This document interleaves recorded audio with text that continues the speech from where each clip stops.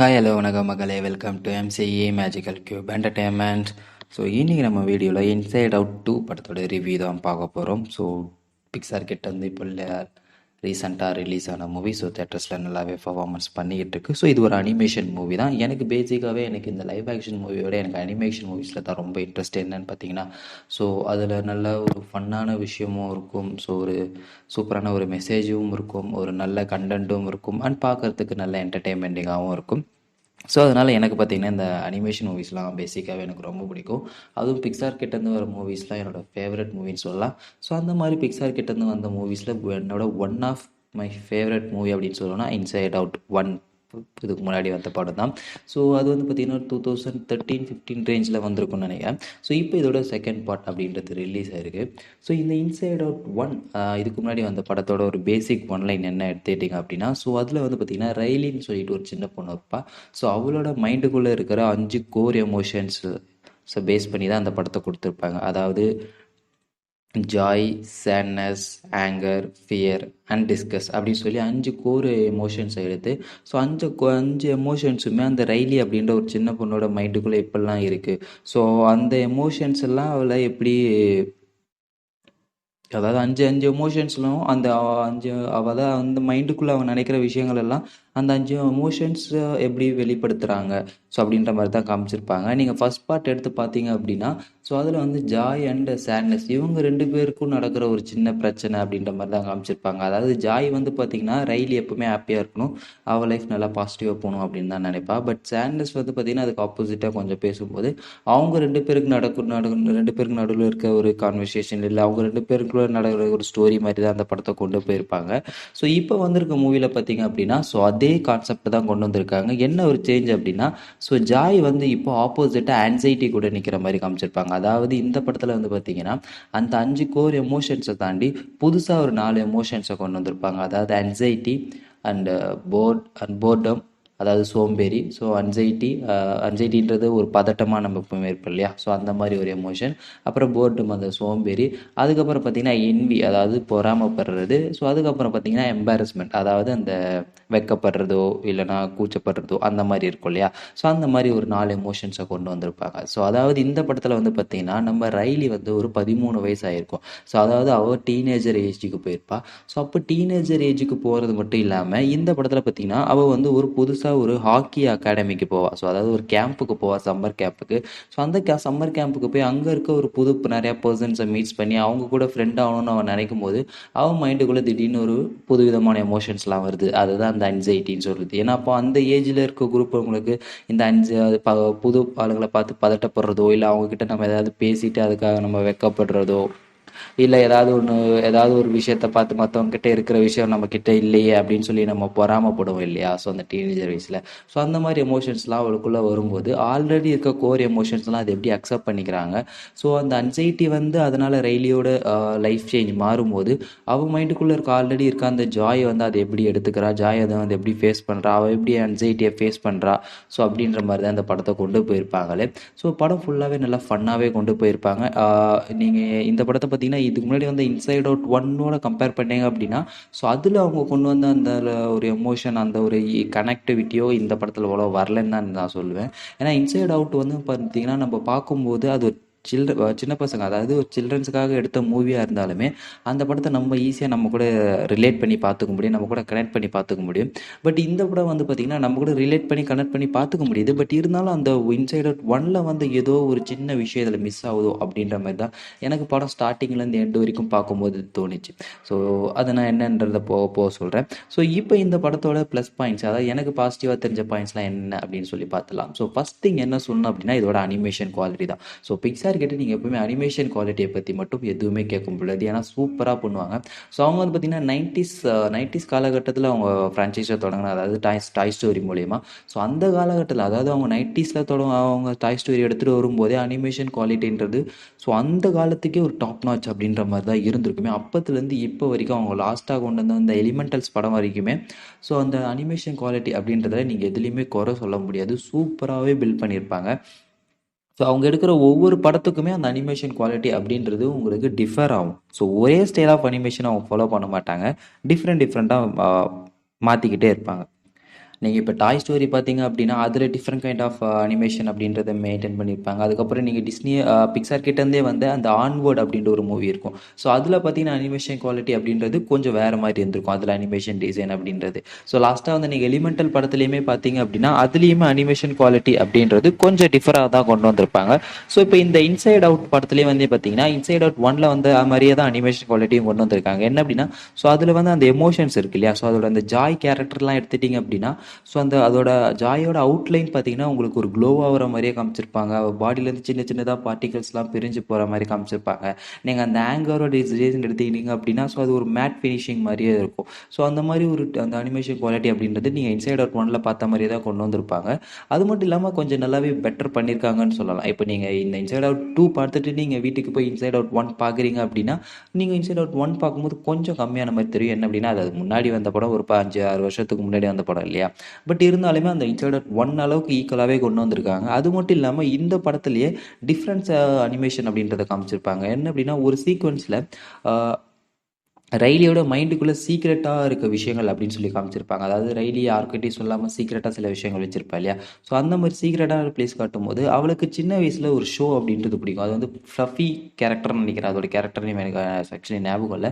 So அந்த character வந்து பார்த்திங்கன்னா நம்ம சுட்டியில் பார்ப்போம் இல்லையா, டோரா புஜி. ஸோ அந்த மாதிரி ஒரு கேரக்டர் தான். ஸோ அந்த அனிமேஷனுமே அந்த 2D கைண்ட் ஆஃப் அனிமேஷனை தான் கொண்டு வந்திருப்பாங்க. அதாவது ரைலியோட எமோஷன்ஸான அந்த ஜாயும் அந்த ஃப்ளஃபி கேரக்டரும் பக்கத்தில் இருக்கும்போது உங்களுக்கு அது ரெண்டுத்துலேயும் அந்த அனிமேஷன் குவாலிட்டி டிஃப்ரென்ஸ் அப்படின்றது உங்களுக்கு ஈஸியாகவே தெரியும். அது 2D ஸ்டைலில் கொண்டு வந்திருப்பாங்க. அந்த ஃப்ளஃபி கேரக்டர்கிட்டையுமே பவுச்சி அப்படின்னு சொல்லி ஒரு பேக் இருக்கும். அதாவது நம்ம டோரா கிட்ட எப்படி அந்த பேக் பேக் அப்படின்னு சொல்லி ஒரு பேக் இருக்கும், ஸோ அதேமாதிரி அதுக்கிட்ட பவுச்சி அப்படின்னு சொல்லி ஒரு பேக் இருக்கும். அந்த பவுச்சி பேக்லேருந்து நம்ம பேக்லேருந்து எப்படி எல்லா பொருட்களும் வெளியே வருதோ அந்த மாதிரி இதுலேயும் பொருட்கள் வரும். அந்த அனிமேஷன் குவாலிட்டி 2Dயில் கொடுத்துருப்பாங்க. ஸோ அதுவுமே சூப்பராக இருக்கும். அது மட்டும் இல்லாமல் நம்ம ரைலிக்கு வந்து பார்த்திங்கன்னா ஒரு வீடியோ கேம் கேரக்டருமே சீக்ரெட்டாக இருக்க மாதிரி காமிச்சிருப்பாங்க. ஸோ ஒரு வீடியோ கேம் கேரக்டர் மேலே அவருக்கு க்ரஷ் இருக்கும் அப்படின்ற மாதிரி காமிச்சிருப்பாங்க. அந்த வீடியோ கேம் கேரக்டரோட டிசைனுமே பார்த்திங்கன்னா அந்த வீடியோ கேமில் நீங்கள் எப்படி பார்ப்பீங்க, அதாவது ஒரு இந்த 2D வீடியோ கேமில் பார்த்து எப்படி ஒரு உங்களுக்கு அனிமேஷன் இருக்கும் இல்லையா, ஸோ அதேமாதிரி அனிமேஷன் ஸ்டைலில் தான் கொடுத்துருப்பாங்களே. ஸோ இந்த மாதிரி அந்த அனிமேஷன் ஸ்டைல் அப்படின்றது இந்த படத்தில் ஒரு மிகப்பெரிய ப்ளஸ் பாயிண்ட்டாக சொல்லலாம். ஸோ அது மட்டும் இல்லாமல் இந்த படத்தில் வந்து பார்த்திங்கன்னா ஒரு சீக்வன்ஸ் வரும். ஸோ அதாவது அன்சைட்டி வந்து பார்த்தீங்கன்னா ரைலியை வந்து ஃபைனல் மேட்ச்சில் ஜெயிக்க வைக்கிறோம் அப்படின்னு சொல்லிட்டு அவள் வந்து ஒரு பிளான் போடும்போது ஸோ அவளுக்கு நிறைய ஐடியாஸ் வேணும் அப்படின்னு சொல்லி கேட்பா. ஸோ அப்போ அவர் ஐடியாஸ்க்கு அவர் நினைக்கும் போது ஸோ அப்படி ரைலி ஐடியாஸ் அப்படின்னு சொல்லி திங்க் பண்ணும் இல்லையா. ஸோ அப்படி திங்க் பண்ணும்போது நிறைய ஐடியாஸ் வந்து மழை மாதிரி பொழியிற மாதிரி காமிச்சிருப்பாங்க. அதெல்லாம் ஒரு லைட் பல்ப் மாதிரி பொழியிற மாதிரி. ஸோ அப்போது வந்து பார்த்தீங்கன்னா அந்த ரைலியோட ஒரிஜினல் கோர் எமோஷன்ஸ் இருக்காங்க இல்லையா, ஸோ அவங்கெல்லாம் ஒரு புயலில் மாட்டின மாதிரி காமிச்சிருப்பாங்க. ஸோ அந்த சீக்வன்ஸ் பார்க்கும்போது எனக்கு அனிமேஷன் குவாலிட்டி ரொம்பவே நல்லாவே தெரிஞ்சுது, சூப்பராகவே கொடுத்துருந்தாங்க அந்த சீக்வன்ஸ் பார்க்கும்போது. ஸோ அந்த சீக்வன்ஸ் எனக்கு ரொம்பவே பிடிச்சிருந்தது. அதான் நம்ம சொன்ன மாதிரி இந்த படத்தில் அனிமேஷன் குவாலிட்டியில் உங்களுக்கு எந்த ஒரு குறையுமே சொல்ல முடியாது. சூப்பராகவே அனிமேஷன் பண்ணியிருக்காங்க. பிக்சார் அதுக்கு பேர் போனவங்க தான். ஸோ பார்ப்போம் ஃபியூச்சரில் இன்னும் நிறையா படங்கள் என்னெல்லாம் அனிமேஷன் கொடுக்க போகிறாங்க அப்படின்னு சொல்லிட்டு. ஸோ அதுக்கடுத்து வந்து பார்த்திங்கன்னா இந்த படத்தில் வந்த அந்த ஸ்டோரி, அது மட்டும் இல்லாமல் இந்த படத்தில் அவங்க சொன்ன மெசேஜ் தான். ஸோ இந்த படத்தில் என்ன மெசேஜ் சொல்லியிருக்காங்க அப்படின்னா, ஸோ ரைலி வந்து சின்ன பொண்ணாக இருக்கும்போது அவள் யார், ஸோ அதாவது அவள் வந்து பார்த்திங்கன்னா அவளுக்கான ஹாப்பினஸ், அவள் என்னெல்லாம் நினைக்கிறாளோ அதெல்லாம் செஞ்சுட்டு சந்தோஷமாக இருப்பாள். பட் இதில் வந்து பார்த்திங்கன்னா ஆன்சைட்டி வந்து பார்த்திங்கன்னா ஸோ நீ ஃப்யூச்சரில் இப்படி நடந்துச்சுன்னா நீ எல்லாரும் முன்னாடியும் வைக்கப்பட வேண்டியது இருக்கும், எல்லாரும் முன்னாடியும் அவமானப்பட வேண்டியது இருக்கும். ஸோ அதனால் நீ மற்றவங்ககிட்ட ஜெயிச்சு காட்டணும். ஸோ நீ மற்றவங்ககிட்ட ஃப்ரெண்ட்ஸாக இருக்கணும். நீ உங்ககிட்ட ஃப்ரெண்ட்ஸாக இருந்தால் தான் உனக்கு நல்ல பேர் கிடைக்கும். இவங்க கூட ஃப்ரெண்ட்ஸாக இருந்தனா மற்றவங்க கூட தப்பாக நினைப்பாங்க அப்படின்னு சொல்லி ரைலியை சேஞ்ச் பண்ண தான் அன்சைட்டின்றது பார்க்கும். ஸோ அப்போ ஜாய் வந்து பார்த்தீங்கன்னா ஸோ ரைலியை நீ அப்படி கண்ட்ரோல் பண்ணக்கூடாது, ரைலி அவள் விருப்பம் போல தான் இருக்கணும் அப்படின்னு சொல்ல ட்ரை பண்ணும். பட் ஆரம்பத்தில் பார்த்தீங்க அப்படின்னா ஜாயுமே அதை தான் பண்ணிக்கிட்டு இருப்பாள். அதாவது வந்து பார்த்தீங்கன்னா ஆரம்பத்தில் ஜாயுமே அதை தான் பண்ணிக்கிட்டு இருப்பா. ஸோ ரைலி வந்து ஒரு நல்லவ தான், ஸோ அவள் வந்து நல்ல பர்சனாக இருப்பா, ஸோ அவள் ஃப்ரெண்ட்ஸ் கூட நல்லவதாக இருப்பான்னு சொல்லி அந்த ஒரு கேரக்டர், அந்த ஒரு இதை மட்டுமே அவள் எப்போவுமே மெமரியில் இருக்க மாதிரி வச்சிருப்பா. அவளுக்கு சின்ன சின்னதாக ஏதாவது அவள் ஃபெயிலியர் ஆகிற மாதிரி ஏதாவது ஒரு சின்ன மெமரிஸ் இருந்தாலும் அது எல்லாத்தையுமே ஒரே டம்ப் பண்ணுற மாதிரி காமிச்சிருப்பாங்க. ஸோ அதை வந்து பார்த்திங்கன்னா ஃபைனலில் வந்து நம்ம ஜாயை ஃபீல் பண்ணி அதை உணர்ந்திருப்பா. ஸோ நம்ம ரைலியை கண்ட்ரோல் பண்ண தேவையில்ல. ஸோ ரைலி எப்போ நல்லவளாக இருக்கணும்னு நினைக்கிறாளோ அப்போ நல்லவளாக இருக்கட்டும், எப்போ அவள் சோகமாக இருக்கணும்னு நினைக்கிறாளோ அப்பொழுது அவள் சோகமாக இருக்கட்டும். ஸோ அவளோட லைஃப்பையும் அவளோட முடிவுகளையும் அவள் தான் எடுக்கணுமே தவிர்த்து நம்ம டிசைட் பண்ணக்கூடாது. ஸோ அது மட்டும் இல்லாமல் ஸோ நம்ம நம்மளுக்கு வயசாகும்போது, நம்மளுக்கு வளரும்போதும், நம்மளோட சைல்ட்ஹுட்ட மறக்கக்கூடாது. நம்ம சைல்ட்ஹுட் எப்பவுமே தான் இருக்கணும். ஸோ சைல்ட்ஹுட்ல நமக்கு சின்ன சின்ன விஷயங்கள், அதாவது சோகமான விஷயங்கள் நடந்திருந்தாலும் சரி, இல்ல சந்தோஷமான விஷயங்கள் நடந்திருந்தாலும் சரி, ஸோ அத நம்ம மறக்கக்கூடாது. அது எப்பவுமே நம்ம மைண்ட்ல இருக்கணும் அப்படின்ற மாரி காமிச்சிருப்பாங்க. ஸோ அதாவது உங்களோட ஒப்பீனியன நீங்களே எடுங்க. ஸோ நீங்க மத்தவங்களுக்காக வாழாதீங்க. ஸோ உங்களுக்காக நீங்க இருங்க. உங்களுக்கு என்ன தோணுதோ செய்யுங்க. ஸோ மத்தவங்களுக்காக நீங்க உங்களோட சந்தோஷத்த மாத்திக்காதீங்க. மத்தவங்களுக்காக உங்களோட சோகத்த மறைச்சிக்காதீங்க அப்படின்ற மாரி ஒரு சூப்பரான மெசேஜ் குடுத்துருப்பாங்க. ஸோ ஆக்சுவலா நான் வந்து இந்த படம் பார்க்கும்போது பார்த்தீங்கன்னா, ஸோ எல்லாமே ஃபேமிலியா தான் வந்திருந்தாங்க. நெறையா சின்ன பசங்களோட தான் வந்திருந்தாங்க. பட் அந்த அந்த ஒரு மெசேஜ் சொல்ற அந்த ஃபைனல் சீன்ஸ்ல அந்த குழந்தைங்களுக்கு புரிஞ்சதோ இல்லையோ, படம் பார்க்குற அந்த பெரியவங்களுக்கு புரிஞ்சது. ஸோ படம் அந்த அந்த கிளைமாக்ஸ் சீன்ல மட்டும் பெரியவங்க எல்லாருமே கிளாப் பண்ணாங்க. ஸோ அது எனக்கு ரொம்பவே புடிச்சிருந்ததுன்னு சொல்லலாம். ஏன்னா குழந்தைங்க வந்து அந்த அந்த கலர்ஃபுல்லா இருக்கிறதுக்கும், அந்த ஒரு அனிமேஷன் குவாலிட்டி, அந்த கலர்ஃபுல்லான இருக்கிற அந்த அனிமேஷன்ஸ், அதில் வர அந்த கார்ட்டூன் கேரக்டர்ஸ், ஸோ அதை தான் பார்க்குறாங்க. பட் நம்மள மாதிரி அந்த அடல்ட் ஏஜ் இல்லைனா நம்மள மாதிரி அந்த டீனேஜர் பசங்களுக்கு தான் அவங்க இதில் சொல்கிற அந்த மெசேஜ் அப்படின்றது புரியும். ஸோ அது வந்து பார்த்திங்கன்னா எனக்கு ஒரு மிகப்பெரிய ப்ளஸ் பாயிண்ட்டாகவே தெரிஞ்சுது. ஸோ இந்த படத்தில் மைனஸ் பாயிண்ட், ஸோ எனக்கு மைனஸ் பாயிண்ட்டாக தெரிஞ்சது என்ன அப்படின்னு பார்த்தீங்கன்னா, இந்த ஸ்டோரி பார்க்கும்போது கிட்டத்தட்ட அந்த இன்சைட் அவுட் ஒன் ஸ்டோரி மாதிரியே தான் இருக்கும். ஸோ அதாவது இன்சைட் அவுட் ஒன்ல பார்த்தீங்க அப்படின்னா, நம்ம ஜாயும் சேட்னஸும் அந்த ஹெட் குவார்ட்டர்ஸை விட்டு பிரிஞ்சு வெளியே போய் அந்த ஒரு தொலைஞ்சு போன எமோஷன்ஸை திரும்பி கொண்டு வந்து ரைலியோட மைண்டில் சேர்க்குற மாதிரி தான் காமிச்சிருப்பாங்க. அதாவது தொலைஞ்சு போன மெமரிஸை. ஸோ அப்போ அவங்க ட்ராவல் பண்ணுவாங்க நிறைய இடத்துக்கு. அந்த தாட்ஸ் ஆஃப் ட்ரைன்ஸில் ட்ராவல் பண்ணுவாங்க. ஸோ அதுக்கப்புறமா இமேஜினரி லேண்டுக்கு போவாங்க. ஸோ இமேஜினரி லேண்டுக்குள்ளே ரயிலியோட இமேஜினரி ஃப்ரெண்ட்ஸ் எல்லாம் காமிச்சிருப்பாங்க.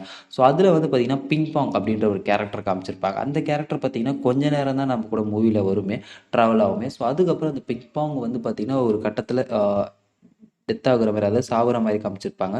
பட் அந்த சீக்வன்ஸுன்றது அந்த படம் பார்த்தா எல்லாருக்குமே ஈஸியாக கனெக்ட் ஆகி, ஸோ எல்லாருமே அந்த சீக்வன்ஸுக்கு ரொம்பவே ஃபீல் பண்ணியிருப்பாங்க. ஸோ அந்த பிங் பாங் சாகுற கேரக்டர் வந்து பார்த்திங்கன்னா, அதாவது பிங் பாங் கேரக்டர் சாகுற இடத்துல அந்த படம் பார்த்தா எல்லாருமே ஃபீல் ஆகுற மாதிரி தான் அந்த அந்த கேரக்டர் நம்ம கூட அட்டாச் பண்ணியிருப்பாங்க. எல்லாருமே அந்த படம் பார்க்குற எல்லாருமே கண்டிப்பாக ஃபீல் பண்ணியிருப்பாங்க. பட் இந்த படத்துல வந்து பாத்தீங்கன்னா அந்த மாதிரி எந்த விஷயமும் இல்லை. ஸோ அதாவது இப்போ நீங்க பார்ட் ஒன்ல பார்த்த மாதிரியே தான் பார்ட் டூலையுமே அவங்க ஹெட் குவார்ட்டர்ஸை விட்டு பிரிஞ்சு போய் ஸோ அந்த இமேஜினரி லேண்டில் போறாங்க. இதுல வந்து பாத்தீங்கன்னா தாட் ஆஃப் ட்ரெயின்ஸுக்கு பதில் தாட் ஆஃப் அந்த ரிவர்ல போற மாதிரி காமிச்சிருப்பாங்க. அதாவது ரயிலி மைண்டுக்குள்ள என்னெல்லாம் போதோ அது வந்து அந்த ரிவர்ல வர மாதிரி காமிச்சிருப்பாங்க. ஆரம்ப கட்டத்தில் அது ஒரு ட்ரெயின் அப்படின்ற மாதிரி காமிச்சிருப்பாங்க. இதுல ரிவர் அப்படின்ற மாதிரி காமிச்சிருப்பாங்க. பட் இதில் வந்து பார்த்தீங்கன்னா அந்த மாதிரி ஒரு எந்த ஒரு கேரக்டர் கூட நம்ம ஈஸியாக கனெக்ட் ஆகிற மாதிரி காமிக்கல. ஸோ அதில் வந்து அந்த பிங் பாங் கேரக்டர் சின்னதாக ஒரு சீனில் வந்துட்டு போனாலுமே அது கூட நம்ம ஈஸியாக கனெக்ட் ஆகிடுவோம். பட் இந்த படத்தில் வந்து பார்த்தீங்கன்னா உங்களுக்கு கிட்டத்தட்ட ஒரு 9 எமோஷன்ஸ் கேரக்டர் காட்டுறாங்களே, அந்த 9 எமோஷனுமே நீங்கள் கனெக்ட் ஆகலை. ஜஸ்ட் உங்கள் மைண்டில் படம் பார்த்துட்டு வெளியே வரும்போது உங்கள் மைண்டில் அந்த அன்சைட்டி அப்படின்றது இருக்கும், அந்த ஜாய் அப்படின்ற அந்த 2 கேரக்டர் மட்டும் தான் உங்கள் மைண்டில் இருக்குமே தவிர்த்து இந்த ஆங்கர், ஃபியர் அதெல்லாம் உங்கள் மைண்ட்லேயே இருக்காது. அது மட்டும் இல்லாமல் அந்த புதுசாக வந்த எமோஷன்ஸ்லையுமே அந்த போர்டம், அந்த எம்பாரஸ்மெண்ட், என்வி இதுக்கெல்லாம் இம்பார்ட்டன்ஸே கொடுக்கலாம். அவங்க புதுசாக வந்து இப்போ இந்த படத்தில் வராங்க, சரி ஆல்ரெடி இருக்க 5 கோர் எமோஷன் முன்னாடி படத்துலேயே நம்ம காமிச்சிட்டோம். ஸோ இப்போ புதுசாக ஒரு 4 எமோஷன்ஸ்க்காவது இம்பார்ட்டன்ஸ் கொடுக்கலாம்னா அதுவுமே அவங்க கொடுக்கல, அன்சைட்டிக்கு மட்டும் தான் கொடுத்துருக்காங்க. ஸோ அந்த எம்பாரஸ்மெண்ட்டுக்கும் 1-2 சீனை வந்து சூப்பராகவே அமைச்சிருப்பாங்க, கடைசியில் அவங்களும் ஹெல்ப் பண்ணுற மாதிரி. பட் இந்த போர்டமுக்கும் இந்த என்வி, அதாவது அந்த பொறாமைக்கும் பயங்கரமாக என்ன ஒரு இம்பார்ட்டன்ஸ் கொடுத்த மாதிரியே தெரியல. அதாவது இம்பார்ட்டன்ஸே கொடுத்த மாதிரி தெரியல, ஜஸ்ட் எமோஷன் காட்டணுமே அப்படின்ற மாதிரி காட்டின மாதிரி தான் இருந்துச்சு. ஓவராலாக பார்க்கணும் அப்படின்னா படம் எனக்கு பிடிச்சிருந்தது. ஸோ அனிமேஷன் வைஸ் ஆகட்டும், ஸ்டோரி வைஸ் ஆகட்டும், படம் எனக்கு பிடிச்சிருந்தது. நான் நல்லாவே என்ஜாய் பண்ணி பார்த்தேன். சப்போஸ் நீங்கள் இது வரைக்கும் இன்சைட் அவுட் ஒன்னே பார்க்கல அப்படின்னா மறக்காமல் போய் பாருங்கள். ஹாட்ஸ்டார்லேயே இருக்குதுன்னு நினைக்கிறேன். ஸோ மறக்காமல் போய் செக் பண்ணி பார்த்துருங்க. அது மட்டும் இல்லாமல் இன்சைட் அவுட் தேட்டர்ஸ்லேயே ரன் ஆயிருக்கு. ஸோ மறக்காமல் உங்கள் ஃப்ரெண்ட்ஸோட போய் பார்த்து என்ஜாய் பண்ணுங்கள். நீங்கள் ஆல்ரெடி மூவியை பார்த்துருந்தீங்க அப்படின்னா உங்களோட ரிவ்யூ அண்ட் உங்களோட ரேட்டிங் என்ன அப்படின்றத கமெண்ட்டில் மென்ஷன் பண்ணுங்கள். ஸோ இதேமாரி இன்னும் நல்ல நல்ல வீடியோலாம் பார்க்கணும் அப்படின்னு நினச்சிங்கன்னா நம்ம எம்சி மேஜிக்கல் கியூப் என்டர்டைன்மெண்ட் சேனலை மறக்காமல் சப்ஸ்கிரைப் பண்ணிடுங்க. அண்ட் இந்த வீடியோ உங்களுக்கு பிடிச்சிருந்து, நான் சொல்லித்த இன்ஃபர்மேஷன், நான் கொடுத்த ரிவ்யூ உங்களுக்கு ஓகேவா தெரிஞ்சது அப்படின்னா வீடியோக்கு ஒரு லைக் கொடுத்துருங்க. ஸோ நாங்கள் எல்லோரும் இன்னொன்று சூப்பரான ஆசமான வீடியோவில் வந்து மீட் பண்ணுறேன். Until then it's me MC signing off.